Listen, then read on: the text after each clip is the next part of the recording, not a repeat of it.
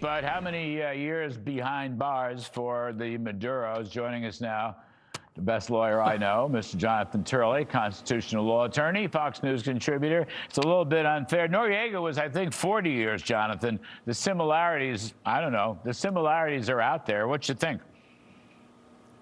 Oh, he's looking at the same amount of time. The fact is, practically, he would spend the rest of his life in jail, even if he's able to get around a couple of these charges. These are really big ticket charges. He's not a young man. So he would spend the rest of his life in jail. What's interesting about Noriega is that he was ultimately released to stand trial in France, and he ended up dying in Panama in prison. So there was a line of people wanting to move against Noriega. What's fascinating is that Europe hasn't said anything about their desire to get get in line for this defendant, even though most of this cocaine was heading towards Europe. Oh. Well, that's a very interesting point. You know, I know there's a million angles to this, and I know you've been a busy chap on the networks. But your tweet, Senator Tim Kaine told Fox that the Constitution does not give the president the right to initiate military action. And you write on your website that is entirely incorrect. Of course that's incorrect. Well, I'm not a lawyer. Whatever happened to Article 2? Even the War Powers Act. I mean, look what presidents have done historically. I don't understand. Democrats may not like this for other reasons, but stuff like this, I don't understand this, Jonathan. Well, Larry, remember, this is the same senator that attacked a nominee because he believed in natural law. He was restating what the framers said about our Constitution, and Kaine compared him to the Ayatollahs and mullahs of Iran. I mean, so there's a real disconnect here. But obviously, Senator Kaine is wrong, which is ironic because he's the chief sponsor of the resolution being put forward in the Senate to limit the president's authority on Venezuela. He may want to get this constitutional thing down before he does that, because the president clearly can't declare war, but he most certainly can commit U.S. troops into combat, and that was done obviously by Democrats, including Clinton, Obama. Obama vaporized an American citizen without even a charge. He bombed the Libyan capital, took out lines of Libyan military units, all without consulting with Congress. I don't remember Kaine being this vociferous about the Constitution back then. Yes, nor do I.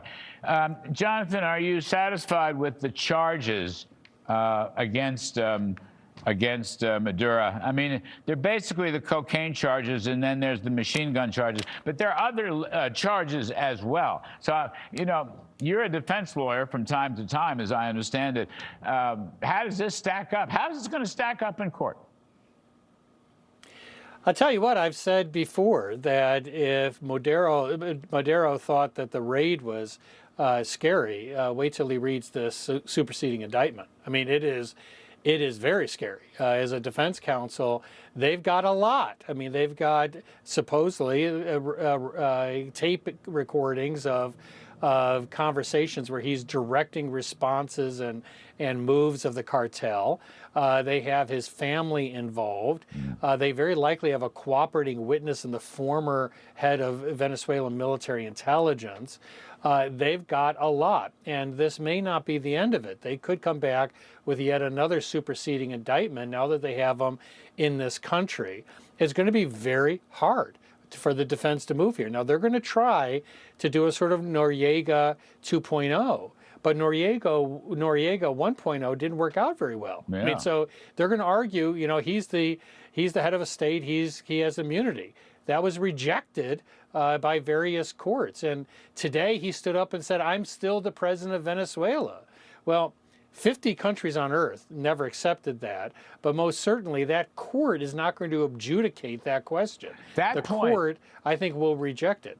That point you just made, 50 countries have not accepted the view that he was the real president. It was a fraudulent vote count. That's right.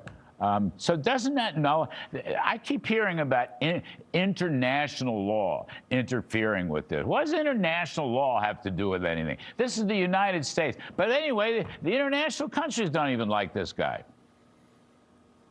Yeah, and also, there's been a lot of misstatements about international law. I mean, first of all, the Mexican president said that Article 2 of the UN Charter says that this is unlawful. It's Article 2 of the U.S. Constitution that will govern in this case. But even under international law, countries do have a right of self-defense. They do have a right to enforce criminal procedures. And this was done and upheld before in Noriega and other cases. So there's no question. I can understand why people are saying, look, we consider this to be regime change and therefore it violates international law. The U.S. courts have not come down in the same way on that as in Noriega.